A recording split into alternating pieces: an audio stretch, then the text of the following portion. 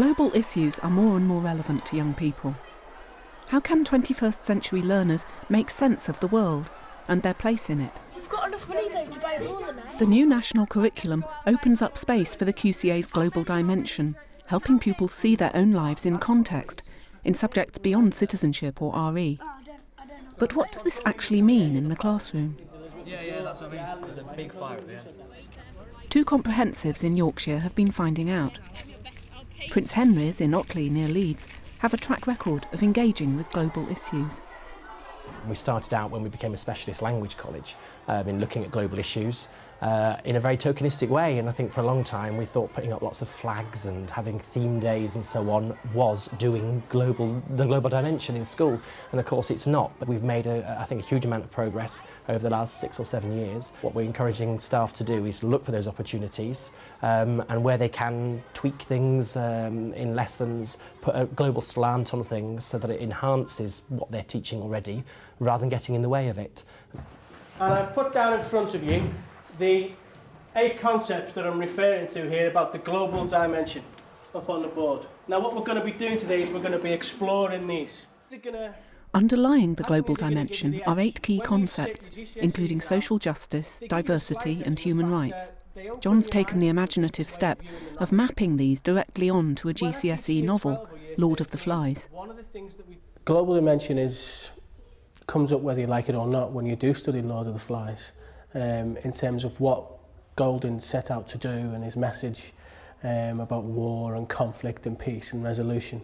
The class is having their mock examinations next week, so we set out today to make it explicit and also to use the 8 key concepts as a revision tool. Hi. Right, so talk me through what you found so far. Well, conflict and resolution, we thought, well, first one. That's a pretty obvious thing.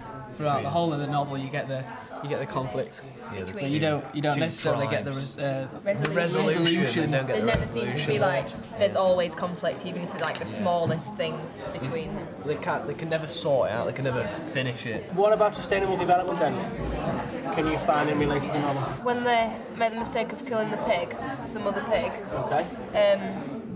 And in what sense does that harm them?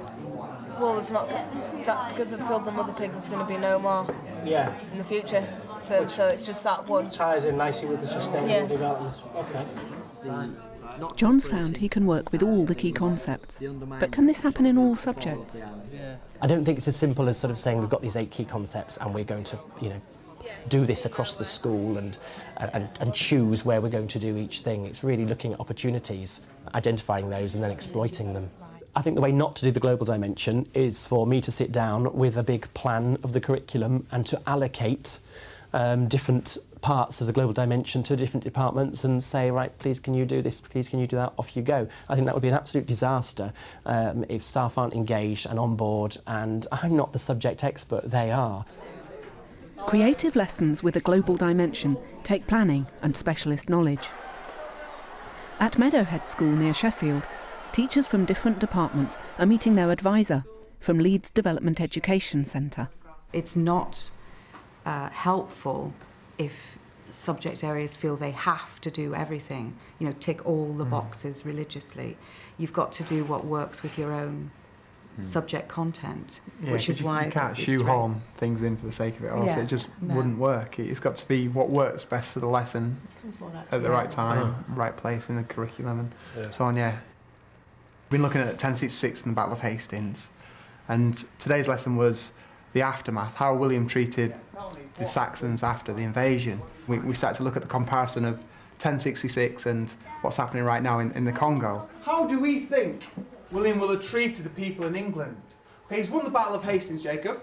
Okay, he's won, he's in charge now. Okay, how is he going to treat the people who live there? If I was William the Conqueror, I would blackmail everybody or kill everybody who doesn't obey his rules. Because you're showing quite clearly you're in charge, X and hands down, we're running out of time, everyone. Stuart's Year 7 have been comparing the Norman invasion of England with current events in the Congo to consider human rights and the effects of conflict on ordinary people.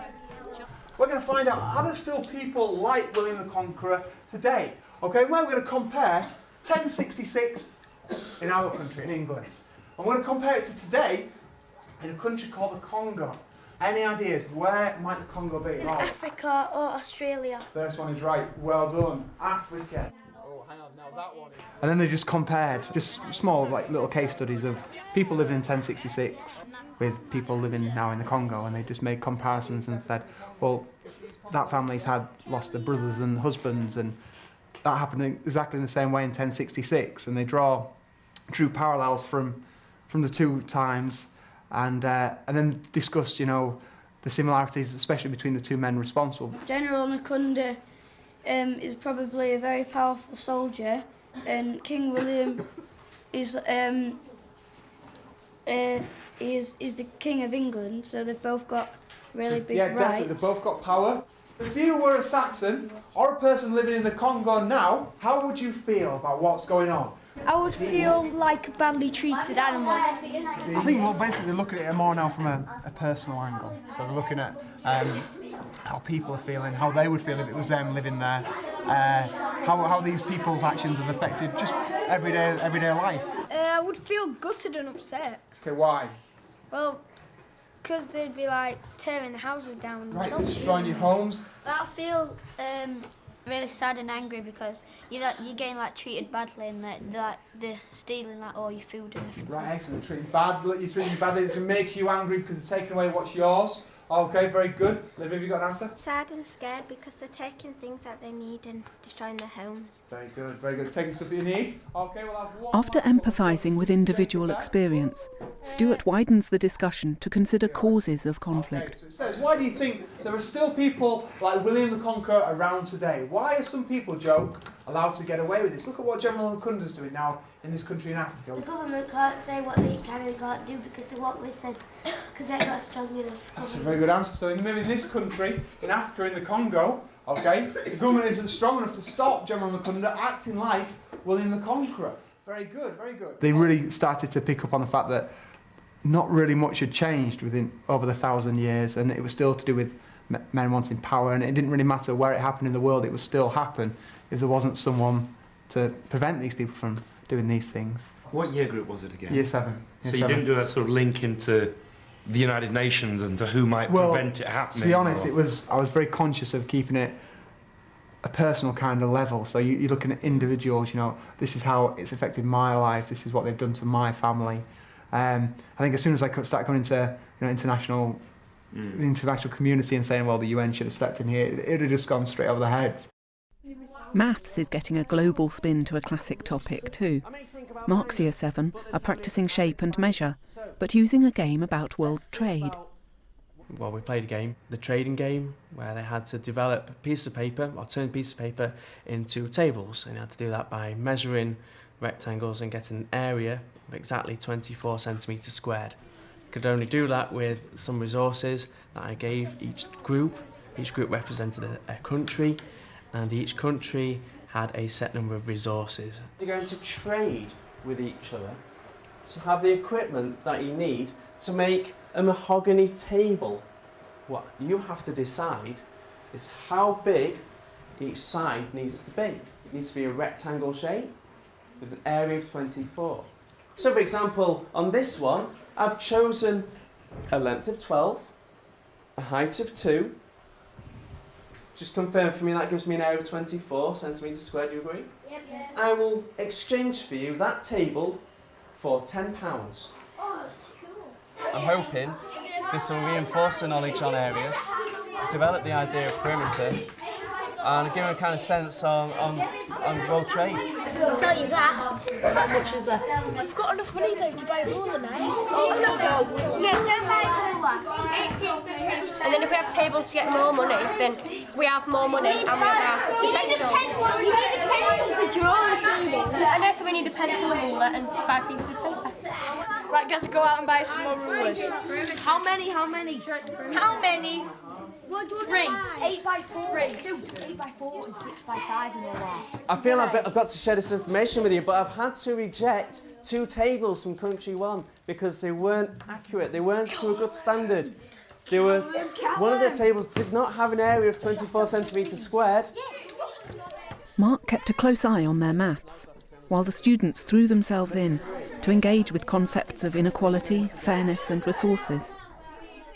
How did they go on with training with each other? How did all that take place? That was great. I mean, a lot of countries were being unfair, even though they had excess resources. They were still unwilling to sell them. They felt that they were reducing the competition by not selling resources to tables that had nothing. Yeah, we got some rulers and we got pencils. 5 rulers, 5 pencils and £20. So we were all right. Gav went off and got some paper and then we started off getting it and we've sold, I think, 5 tables already. It was fair for us because we didn't need to buy anything else. But if you look at it for other tables, you'd have thought it wasn't fair. Everyone else had like money so they could buy stuff and rulers, papers and pencils, but we only had one thing and no money. Right, in other words, you just had the logs, you had the timber, didn't you, to use, but you didn't really have the money. Now, what kind of type of country does that remind you of? China or Japan, somewhere poor. Somewhere poor? Well, I'm going to say like a poorer country maybe would be... I'm thinking along the lines of somewhere maybe like Brazil or maybe Cameroon.